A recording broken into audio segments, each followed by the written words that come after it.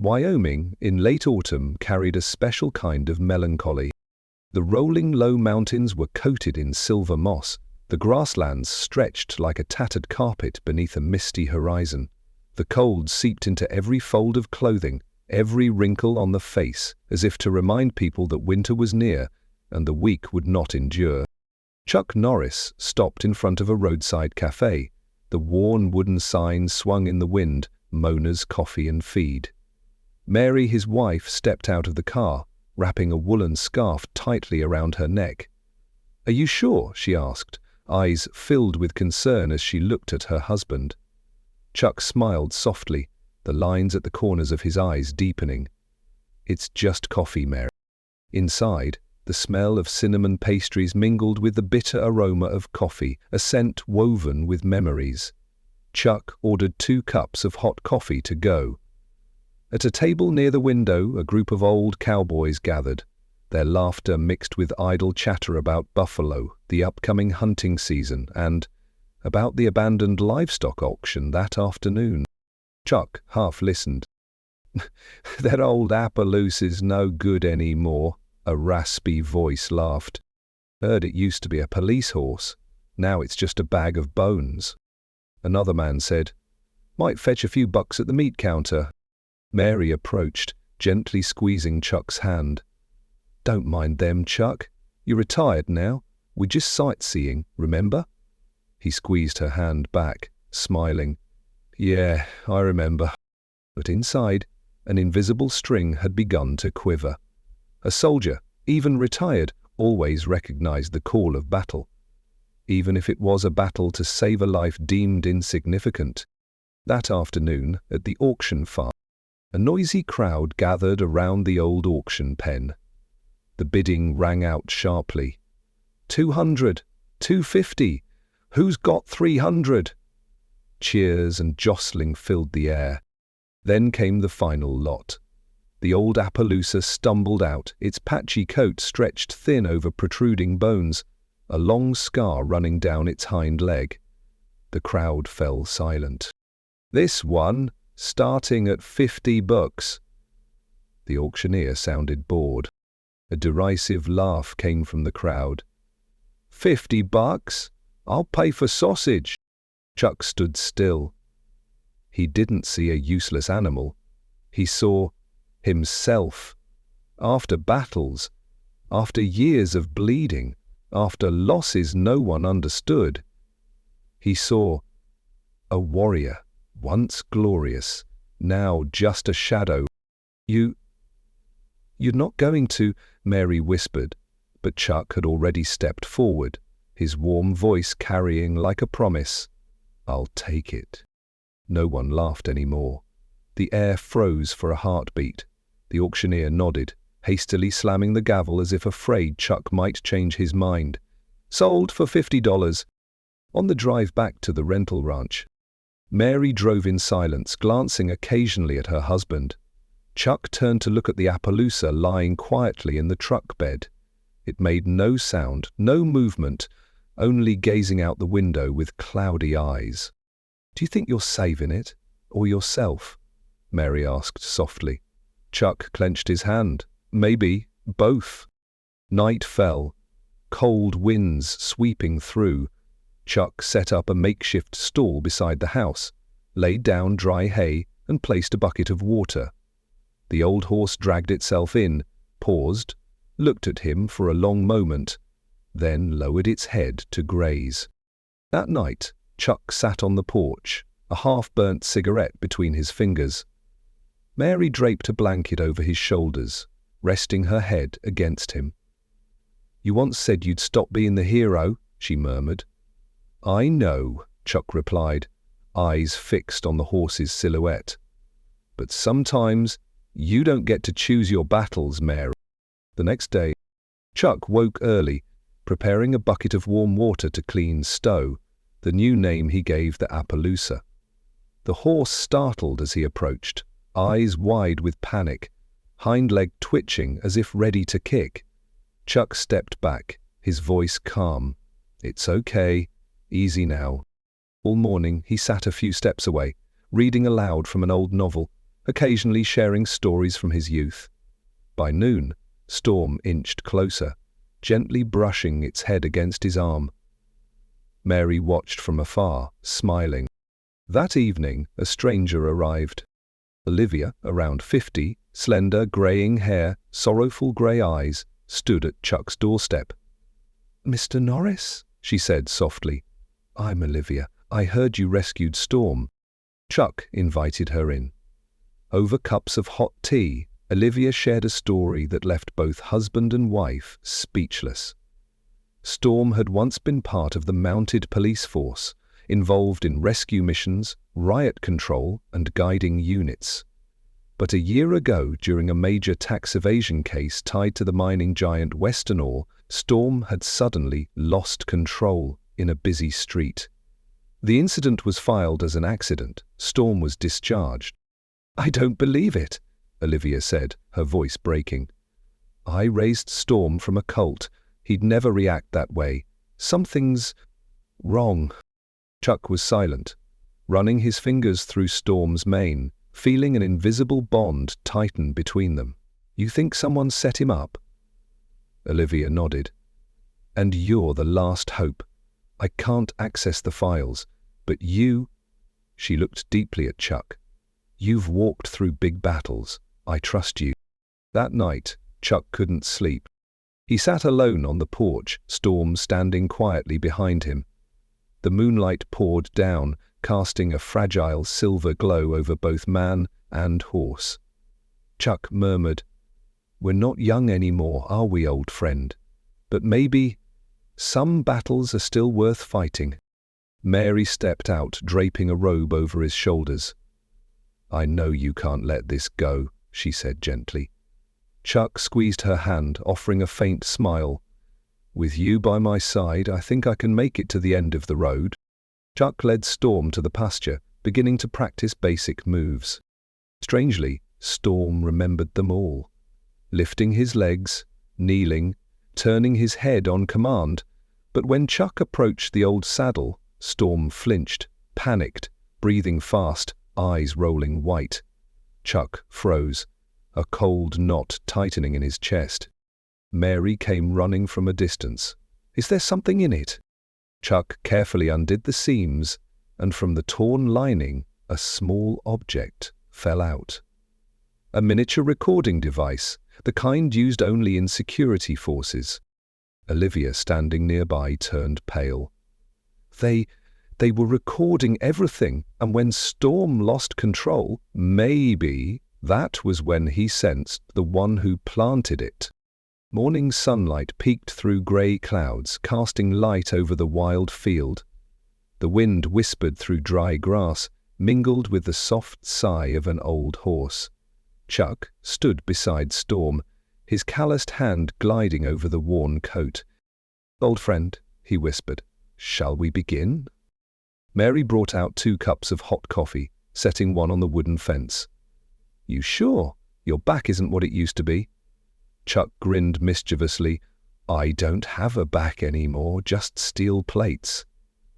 Mary shook her head, cupping his cheek gently. "Be careful. I don't want to be nursing you in bed, too." Chuck fastened the reins on Storm, walking slowly alongside. He didn't try to ride, he simply walked, letting Storm adjust to the rhythm, the voice, the presence beside him. Each step on the grass was like a new breath, slow, patient, unrushed. That afternoon, Chuck sat on the porch, gaze drifting over the wide fields. Fragments of old memories surged back, the Middle East patrols, the dark nights, fallen comrades, the thundering of helicopters overhead, a horse panicking in gunfire, and a young soldier, Chuck himself, rushing out of cover to grab the reins, to save a life that seemed meaningless. Mary quietly sat beside him, her warm hand tightening around his. "You still dream about it, don't you?" she whispered. Chuck nodded, eyes distant. "I never saved it. That horse ran straight into the gunfire." Mary rested her head on his shoulder, murmuring, "Maybe that's why you can't abandon Storm." Chuck exhaled, his eyes heavy with sorrow. I just fear I'm trying to atone through another shadow.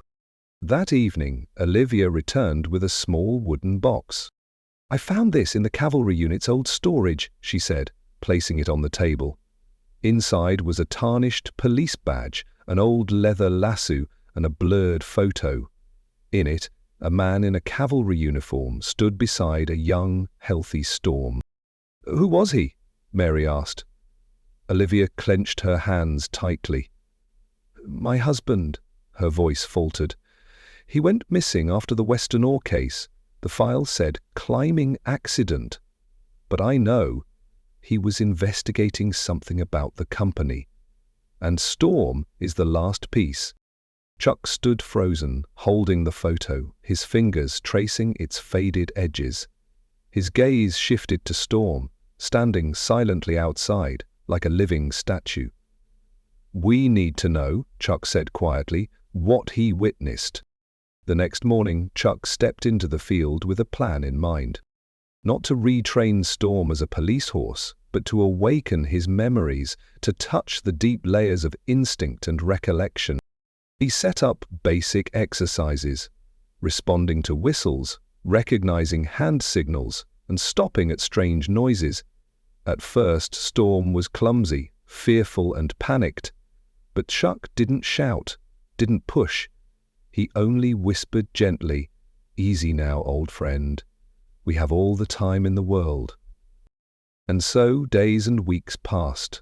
Storm began to remember, his movements growing fluid again. Each time he succeeded, Chuck bowed his forehead to Storm's, a gesture of comradeship, not ownership.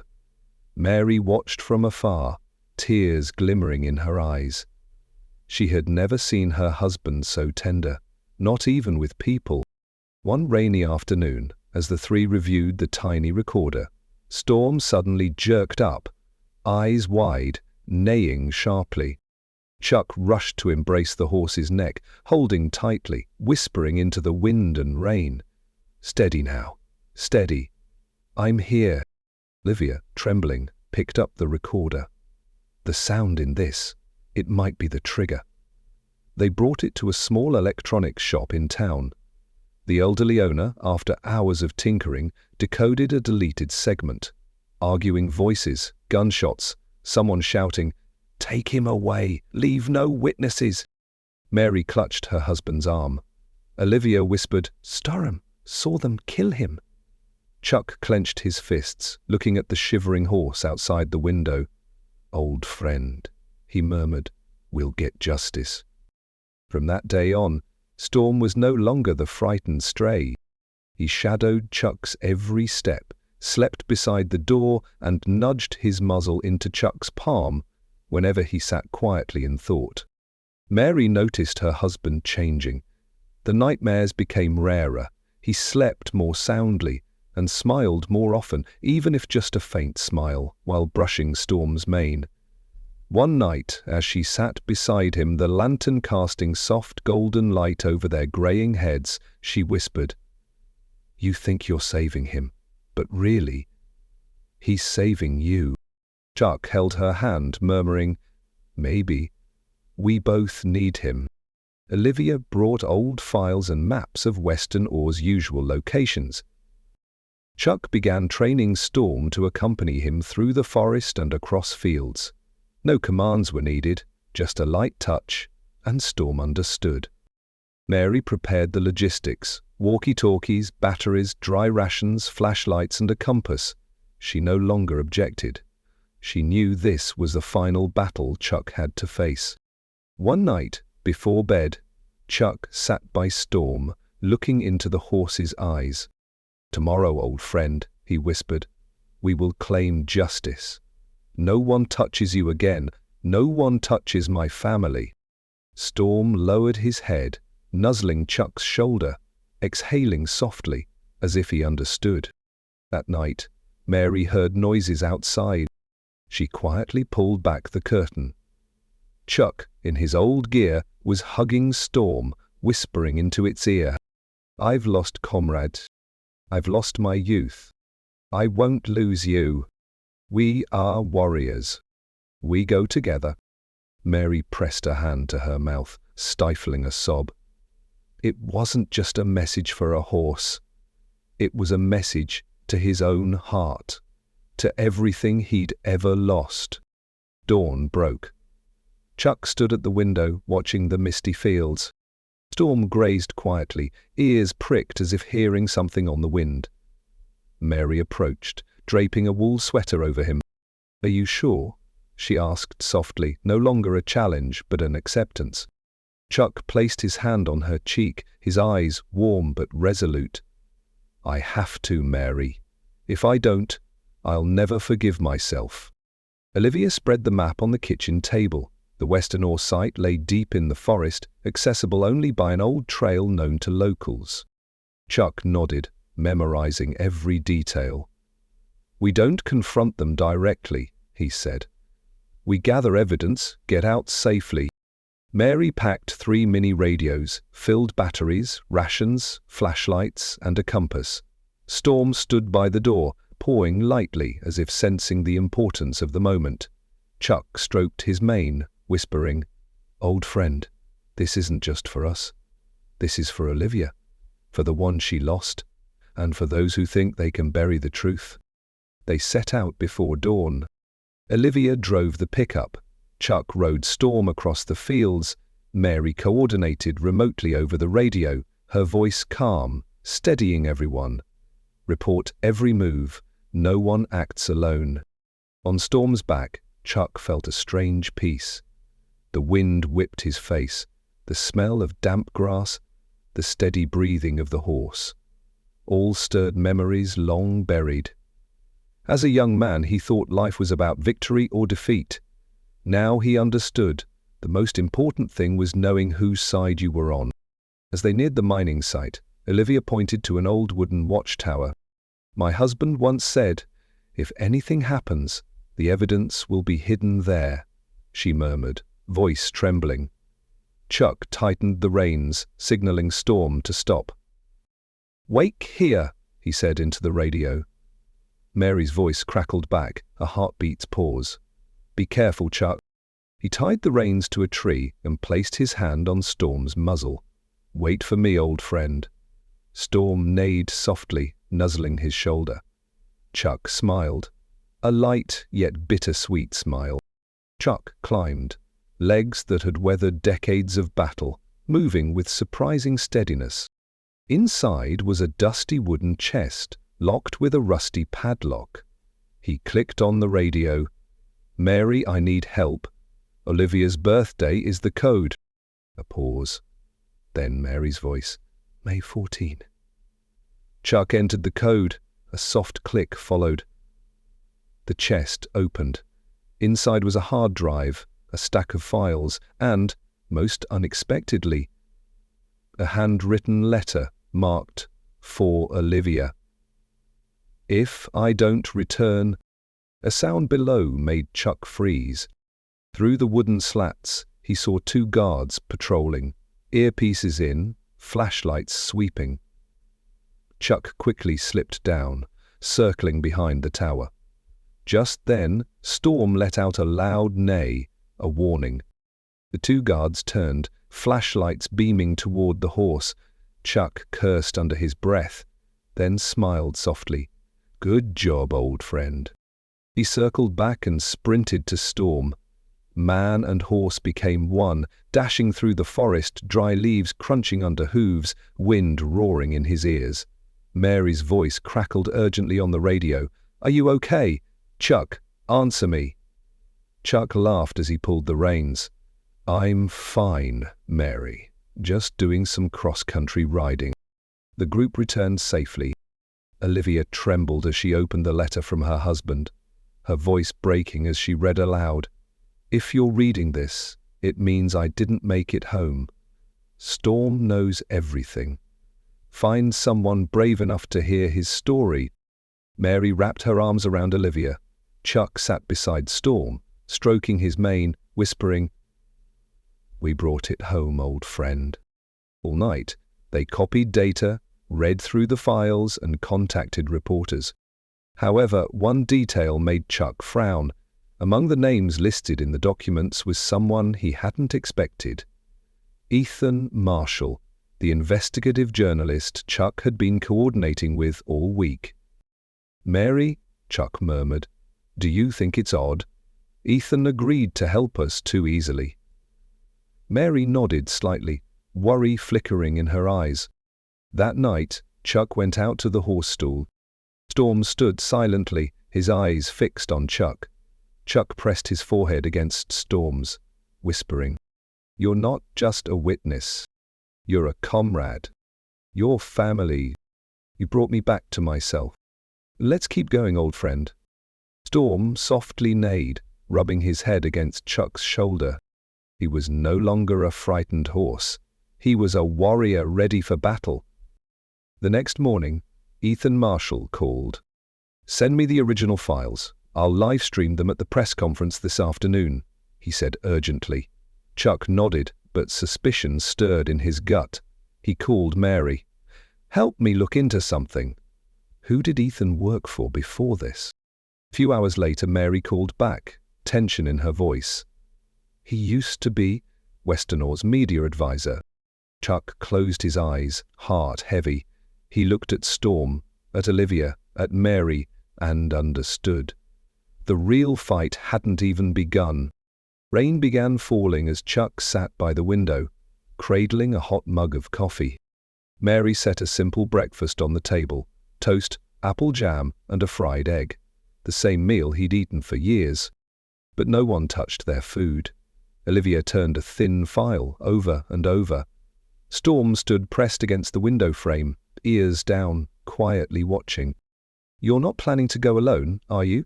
Mary asked gently but firmly. Chuck smiled faintly, squeezing her hand. "I've never gone alone." That afternoon, Chuck called Ethan. "I want to meet in person," Chuck said calmly. 3 o'clock at the abandoned ranch on the edge of town. On the other end, Ethan gave a slight laugh. "You still don't trust me, do you?" Chuck's reply was short and cool. "Show up." Mary and Olivia watched as he hung up. "Are you sure this is wise?" Mary asked. Chuck bent down, fastening the saddle on Storm. "Wisdom doesn't always win," he said quietly, "but sometimes a loyal heart does." As Chuck rode out of the ranch, the wind whipped his face, his coat flying behind him. Mary stood on the porch, shielding her eyes with one hand. She said nothing, only gave a small, firm nod. Olivia stepped out, handing Mary a small pendant that had belonged to her husband. "Pray for peace," Olivia whispered. Mary squeezed the gift tightly, murmuring to herself, "He'll come home. He always comes home." At the abandoned ranch, Chuck led Storm under the crumbling eaves. The sky hung heavy and grey, rain tapping steadily, and the sound of hoofbeats mixed with his steady heartbeat. Ethan arrived, wearing a long coat and holding an umbrella. 2 black SUVs were parked some distance behind him. "I came alone," Ethan said lightly. Chuck nodded. "You brought the files?" Ethan lifted a briefcase, his gaze briefly flicking to Storm. "What's your plan? Point a gun at me? Ride that horse into me like an old cowboy movie?" Chuck smiled, the wrinkles at the corners of his eyes deepening. "No, I just want to hear you tell the truth." Ethan walked slowly forward, his voice lowering. "Do you know how much money flows through Westernor each month? You think a third-rate article can stop that?" Chuck shrugged. "I've never believed in newspapers, but I believe in doing what's right." Ethan gave a thin smile. "You don't understand. The world has changed. A dog is just a dog. A horse is just a horse. They have no place in the games of grown men." At that moment, Storm neighed sharply, pawing the ground. Chuck laid a hand on his neck, eyes fixed on Ethan. "Maybe you've forgotten. Sometimes it's the smallest things that bring down the whole castle." Suddenly, 4 men in black stepped out of the SUVs, guns in hand. Mary, hearing the alarm through the small radio hidden in Chuck's pocket, ran to the horse stall, hands trembling as she called Olivia. "It's a trap. Call the police." Back at the ranch, Chuck whispered into Storm's ear, "Now or never." In a frozen moment, wind tore through the cracks, rain hammered the rusted roof, four-armed men raised their guns, and Ethan smiled coldly. Chuck inhaled deeply, pressed his forehead to Storm, and whispered just for the horse, "You are freedom. You are a witness. You are family. You don't belong in a cage. You run, I'll hold the line." Storm shuddered, eyes blazing. In a flash, Chuck slapped Storm's flank. The old horse shot forward like an arrow, charging through the narrow gap between two gunmen. Mud sprayed, Ethan stumbled back. Chuck pivoted, dropping one man with a hammer-like punch, wrested a gun from another, and fired a warning shot into the air. Storm galloped across the field, the saddlebag holding the evidence strapped tight. In the distance, police sirens wailed. Mary and Olivia had made the call just in time. Ethan shouted, screaming into his radio, "Stop the horse! Don't let it escape!" But it was too late. Storm had disappeared into the rain, leaving only deep hoofprints in the mud. Chuck was subdued, his hands tied behind his back. Ethan crouched down, voice hardening. "You won't win. You're just an old man." Chuck smirked. "Maybe, but you forgot one thing." Police sirens shrieked, blue and red lights flashing over the ridge. The local sheriff's team swarmed the ranch, surrounding everyone. Ethan's face went pale as he shouted, "Retreat! Fall back!" But it was already too late. At dawn, Chuck sat on the porch steps, his hands bandaged, his shirt torn. Mary and Olivia sat beside him. Storm slowly emerged from the fog. On his back, the saddlebag remained intact, the files safe inside. Storm walked up, lowered his head, and gently pressed his muzzle against Chuck's shoulder. Chuck wrapped his arms around the horse's neck, his body trembling slightly, whispering, "You didn't leave me. You chose to come back. You're not just a horse. You're a warrior. You're home." Mary placed her hand on Chuck's shoulder, tears streaming down her face. Olivia knelt, hugging Storm tightly. Her voice choked. "Thank you. Thank you." Dawn broke over Wyoming. The morning mist slowly lifted, letting sunlight stream through the old trees. Storm stood still in the pasture, his breath puffing white clouds into the air. Chuck sat on the porch steps, a mug of hot coffee in hand, eyes gazing into the distance. Mary placed a hand on his shoulder, whispering, "They'll arrive today."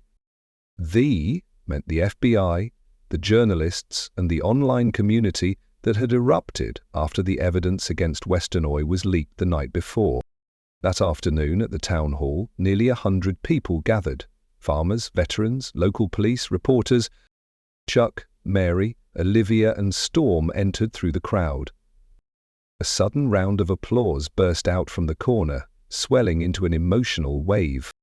Sheriff Miller stepped forward, his voice rough with emotion. "We owe you an apology, Chuck. This whole town looked away for too long." Chuck smiled faintly, eyes shimmering with emotions he couldn't put into words. Beside him, Olivia squeezed Mary's hand. Storm lowered his head quietly, but everyone knew it was the horse who had saved this story. The FBI launched a full investigation. Top executives at Westernoy were summoned. Ethan Marshall was arrested for obstruction of justice and witness tampering. Chuck, Olivia, and Mary became key witnesses. The interrogations lasted hours, but no one complained. Chuck said in an interview, "If we don't stand up, no one will stand for the voiceless." Back at the ranch, life was no longer quiet, but it was no longer lonely. Every day, townsfolk brought hay, carrots, and treats for Storm. Children visited, brushing his mane with wide, awed eyes. Chuck spent more time by Storm's side, not training him, just being with him. He read books near him, mended fences, sometimes just sat, listening to the steady breath of a creature who had crossed the line between survival and companionship. Mary noticed her husband had changed. Fewer nightmares, more smiles, and in his eyes a peace she hadn't seen in years. One afternoon, Olivia arrived holding an old photograph.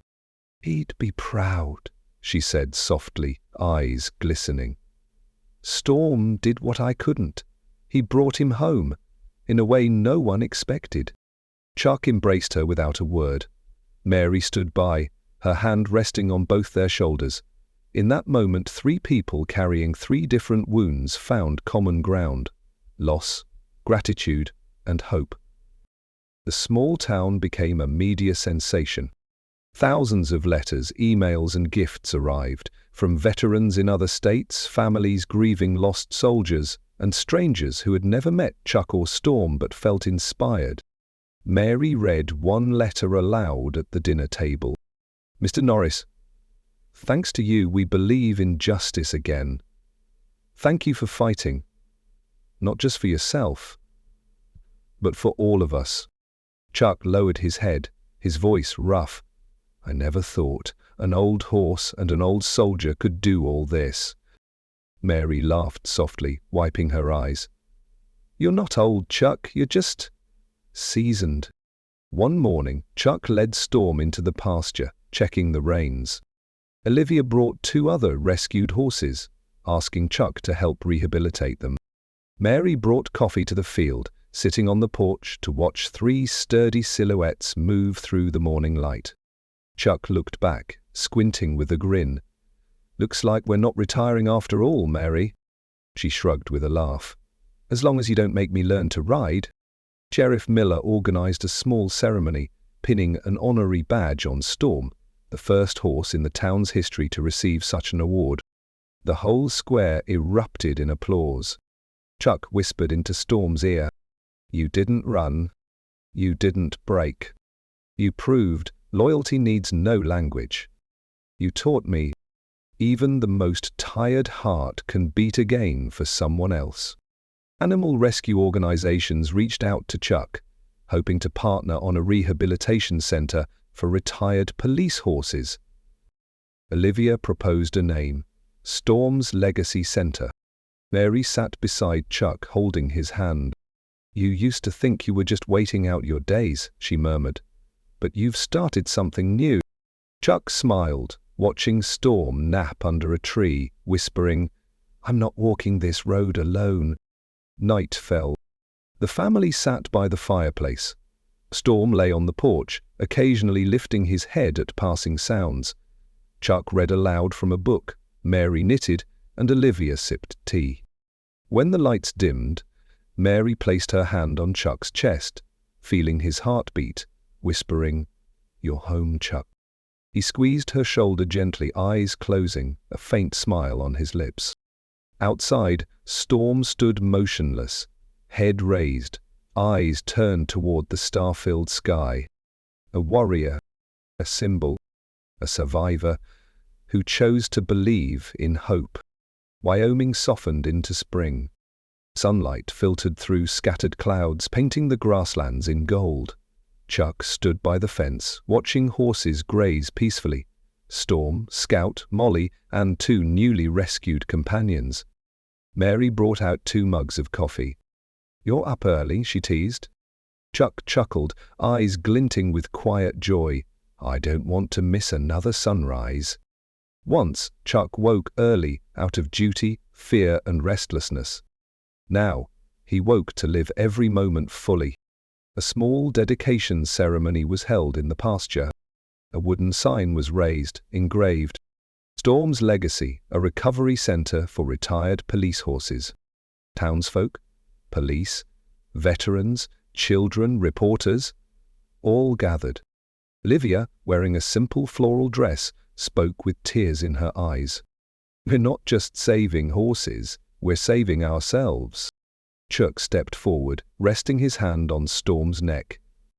"This horse," his voice caught, "taught me that sometimes the greatest victory isn't winning, but not giving up." The crowd fell silent, then erupted into applause. Mary stood beside him, clutching his hand, pride shimmering in her gaze. News spread far beyond the town. A veteran from Texas brought his horse. A family in Colorado sent a letter, saying the story had helped them heal from losing a loved one. A group of veterinary students volunteered to help. Chuck saw himself in their eyes. People who once thought they had no purpose, now finding meaning in caring, healing, and companionship. That night, Chuck sat on the porch, Storm's head resting on his knee. Mary quietly stepped out, wrapping a scarf around his shoulders. "Are you afraid, Chuck?" "Afraid of what?" "Afraid it's time to finally rest." Chuck smiled, the soft wrinkles in his face deepening. "I've already rested, Mary, in my heart." Mary rested her head on his shoulder. Storm let out a soft neigh, as if to join in, making them both laugh quietly. Chuck thought back over the years, the military days, the fallen comrades, the mistakes that haunted him. But instead of weighing him down, those memories now passed through him like a gentle breeze. He looked at Storm, whispering, "You didn't just save me. You taught me to stand up. You taught me to forgive. You taught me to look forward. You taught me that, in the end, love always wins." Olivia and Mary suggested Chuck write a letter to hang at the center for future visitors. That night, under the soft glow of a lamp, Chuck wrote, "To those who come after, you'll see horses with scars, not just on their bodies, but in their eyes. Be patient. Listen, not just with your ears, but with your heart. You'll see people here carrying pain, loss, and doubt. Give them hope. A kind word, a knowing glance can save a soul. And when you feel weary, remember, peace doesn't come from avoiding storms, but from learning to stand strong within them. We are here, not to conquer, but to heal." One night, a storm rolled in. Thunder cracked across the sky. Storm reared, trembling, the old fears resurfacing. Chuck didn't shout, didn't pull the reins.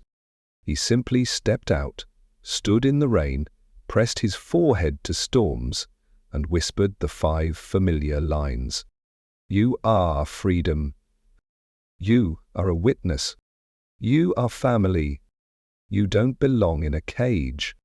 You run, I'll hold the line." Miraculously, Storm stopped trembling, lifted his head, and let the rain pour over both of them. That night, for the first time, Storm walked into his stall without needing the door closed. Spring arrived. New shoots pushed through the grass. Children's laughter echoed across the fields. Veterans sat by the fire, sharing stories, tears, and smiles. Chuck stood at the center of it all. Mary on his arm, Olivia sipping tea, Storm strolling calmly, like an elder statesman among horses. Someone asked Chuck, "What do you think is the most precious thing you'll leave behind?" Chuck paused, then smiled softly. "Not the story, not the honors, not the ranch, but a belief that even those considered lost causes, if loved right, can become miracles." Final words. On the last night of the story, Chuck sat on the porch, Storm resting his head on his knee, Mary leaning on his shoulder, Olivia locking up the barn. Chuck gazed at the starlit sky and whispered, "I've fought enough. I've loved enough. I've forgiven enough. Now, I just need to live and leave behind a better world." The story closed with the soft breeze sweeping across the fields, silver moonlight wrapping around 3 figures, an old horse, and a silent legacy the town and generations to come would never forget.